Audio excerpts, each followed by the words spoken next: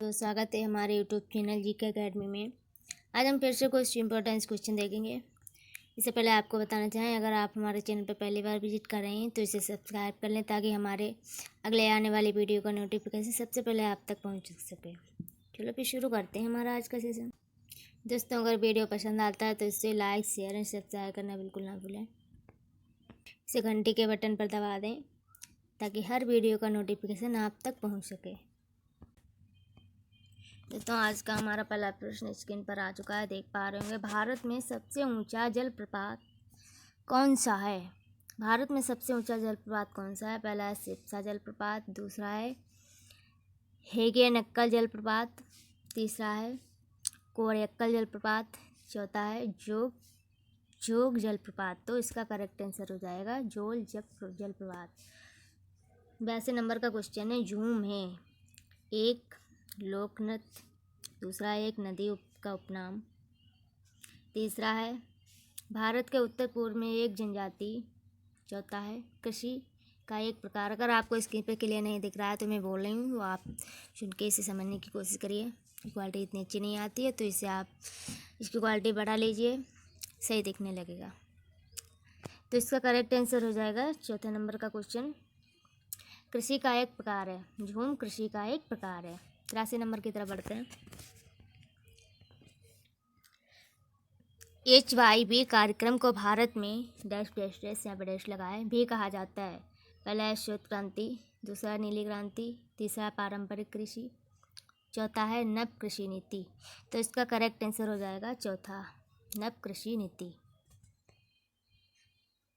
एक सेकंड दोस्तों।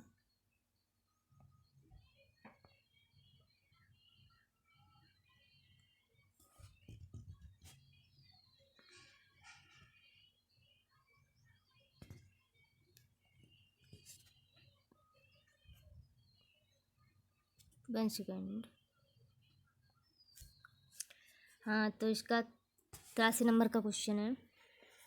HYB कार्यक्रम को भारत में भी कहा जाता है। पहला है श्वेत क्रांति, दूसरा है नीली क्रांति, तीसरा है पारंपरिक कृषि, चौथा है नव कृषि नीति। तो इसका करेक्ट आंसर हो जाएगा नव कृषि नीति। 84 नंबर का क्वेश्चन है। मध्य प्रदेश के नेपाल नगर में है। पहला है चीनी मिल, ये इसका मतलब है मध्य प्रदेश के नेपाल नगर में इनमें से क्या है? पहला है चीनी मिल, दूसरा है इस्पात संयंत्र, तीसरा है अखबारी कागज का कारखाना, चौथा है भारी इंजीनियर संयंत्र। तो इसका करेक्ट आंसर हो जाएगा अखबारी कागज का कारखाना। अखबारी कागज का कारखाना करेक्ट आंसर हो जाएगा। 85 नंबर का है क्वेश्चन। काजीरंगा राष्ट्रीय उद्यान किसके लिए प्रसिद्ध है? गैंडे के लिए, बाघ के लिए, शेर के लिए, मगरमच्छ के लिए। तो इसका करेक्ट आंसर हो जाएगा गैंडे के लिए। करेक्ट आंसर हो जाएगा गैंडे के लिए। 86 नंबर का क्वेश्चन है। मानसरोवर झील कहाँ स्थित है? पहला है नेपाल में, दूसरा है चीन में, तिब्बत में, भूटान में। तो इसका करेक्ट आंसर हो जाएगा मानसरोवर झील तिब्बत में स्थित है।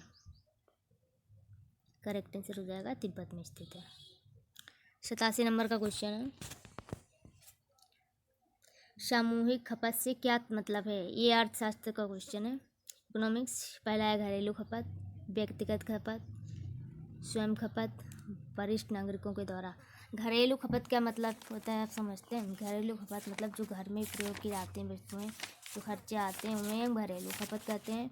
व्यक्तिगत खपत वह होती है जो मतलब हमारे घर के सभी के बीच में जो खपत होती है उन्हें व्यक्तिगत खपत कहते हैं। स्वयं खपत जो हम अपने लिए प्रयोग करते हैं उसे स्वयं खपत कहते हैं।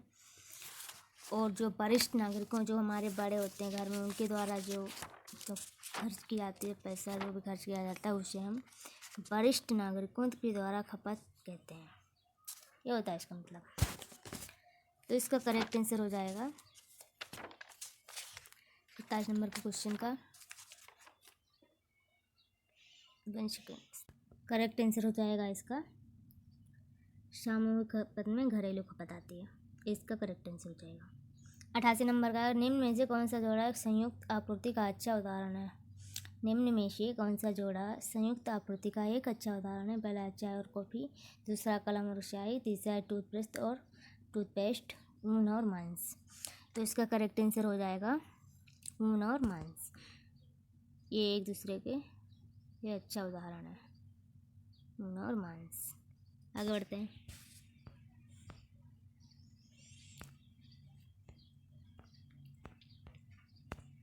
वन सेकंड दोस्तों।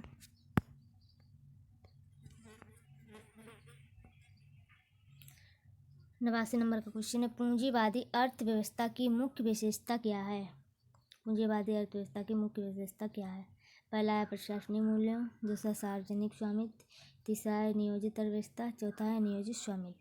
तो इसका करेक्ट आंसर हो जाएगा निजी स्वामित्व। निजी स्वामित्व। 90 नंबर का, भारत के महान न्यायवादी की नियुक्ति निम्नलिखित में से कौन करता है? पहला राष्ट्रपति, दूसरा प्रधानमंत्री, तीसरा विधि मंत्री, चौथा विधि मंत्रिमंडलीय समिति द्वारा नियुक्ति।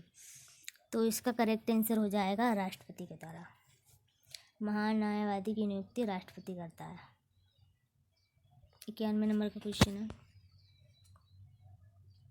सर्वोच्च न्यायालय द्वारा शिक्षिका को निःशुल्क अधिकार किस अधिकार के अंतर्गत रखा जाता है? पहला है जीवन का अधिकार, दूसरा है शोषण के विरुद्ध अधिकार, तीसरा है विचार और व्यक्ति की स्वतंत्रता, चौथा है शिक्षा एवं संस्कृति का अधिकार। तो इसका करेक्ट आंसर हो जाएगा जीवन का अधिकार। 92 नंबर की तरफ बढ़ते हैं। भारत का उपराष्ट्रपति निर्वाचित होने के लिए उम्मीदवार की आयु कितनी निर्धारित की गई है? पहला है 18 वर्ष, दूसरा है 25 वर्ष, तीसरा है 30 वर्ष, चौथा है 35 वर्ष। तो इसका करेक्ट आंसर हो जाएगा 35 वर्ष। इसे आपके लिए नहीं दिखाई रहा होगा, 35 वर्ष लिखा है यहाँ पे, 35 वर्ष इसका करेक्ट आंसर हो जाएगा। 93 नंबर का क्वेश्चन है, निम्नलिखित में से कौन सा भारत के सर्वोच्च न्यायालय की पहली महिला न्यायाधीश नियुक्त की गई थी? आपको इसमें पहले महिला न्यायाधीश बतानी है। तो इसका पहला है लीला सेठ, दूसरा अन्ना चांडी, तीसरा है फातिमा बीबी, सुजीता मनोहर। तो इसका सही आंसर हो जाएगा फातिमा बीबी। आगे बढ़ते हैं। पंचायत के सदस्य होते हैं, पहला जिला अधिकारी द्वारा मनोनीत, दूसरा संबंधित निर्वाचित क्षेत्रों के मतदातागणों द्वारा, तीसरा स्थानीय शासन के मंत्री द्वारा, चौथा है खंड विकास समिति द्वारा निर्दिष्ट। तो इसका करेक्ट आंसर हो जाएगा बी नंबर का क्वेश्चन, संबंधित निर्वाचन क्षेत्र के मतदाता गणों द्वारा। अगर बढ़ते हैं 95 नंबर की तरह, राज्य की कार्यपालिका शक्तियाँ निहित हैं। पहला है मुख्यमंत्री, दूसरा राष्ट्रपति, तीसरा राज्यपाल, चौथा है मंत्रिपरिषद। तो इसका करेक्ट आंसर हो जाएगा राज्यपाल। दोस्तों बताएं, राज्यपाल की कार्यपालिका शक्तियाँ राज्यपाल में निहित होती हैं, क्योंकि राज्य का एक संवैधानिक प्रमुख राज्यपाल ही होता है, जिस पर राष्ट्रपति भारत का संघ प्रमुख होता है। इसी तरह इसका करेक्ट आंसर राज्यपाल हो जाएगा। 96 नंबर का क्वेश्चन है, निम्नलिखित में से दो राज्यों में सर्वप्रथम 1956 में पंचायती राज स्थापित किया गया था? पहला है राजस्थान, दूसरा है महाराष्ट्र, तीसरा है राजस्थान उड़ीसा, चौथा है राजस्थान और पंजाब। तो इसका करेक्ट आंसर हो जाएगा, पहला है इसमें राजस्थान, दूसरा राजस्थान और आंध्र प्रदेश, तीसरा राजस्थान उड़ीसा, चौथा राजस्थान पंजाब। इसका करेक्ट आंसर हो जाएगा राजस्थान और आंध्र प्रदेश। 97 नंबर की तरफ बढ़ते हैं।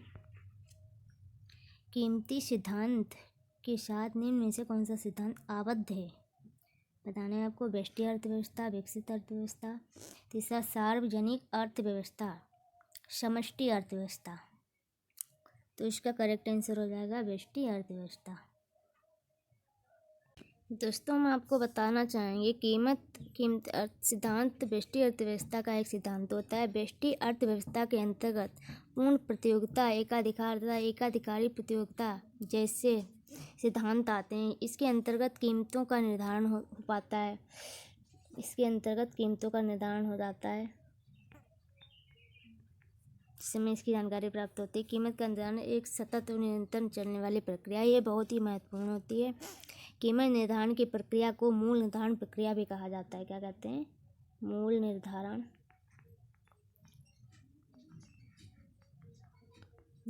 प्रक्रिया भी कहते हैं। आगे बढ़ते हैं। 98 नंबर का क्वेश्चन है, पैमाने की अर्थव्यवस्था से क्या तात्पर्य है?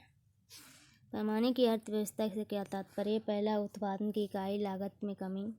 दूसरा है विपणन की इकाई लागत में कमी। तीसरा, उत्पादन की कुल लागत में कमी। चौथा है वितरण की कुल लागत में कमी। तो इसका करेक्ट आंसर हो जाएगा उत्पादन की इकाई लागत में कमी। इसका करेक्ट आंसर हो जाएगा। 99 नंबर का क्वेश्चन है, किस संविधान संशोधन अधिनियम द्वारा मतदान की आयु 21 वर्ष से घटाकर 18 वर्ष कर दी गई है? ये आपको ज़रूर याद कर लेना है क्योंकि ये कहीं पे भी पूछा जा सकता है। ये बहुत इम्पोर्टेंट क्वेश्चन है।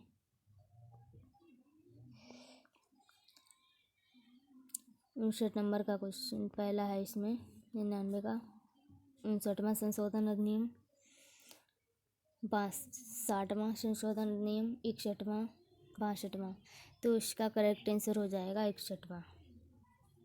दोस्तों हम इसमें आपको बताना चाहते हैं कि वर्ष 1989 में, एक सेकेंड,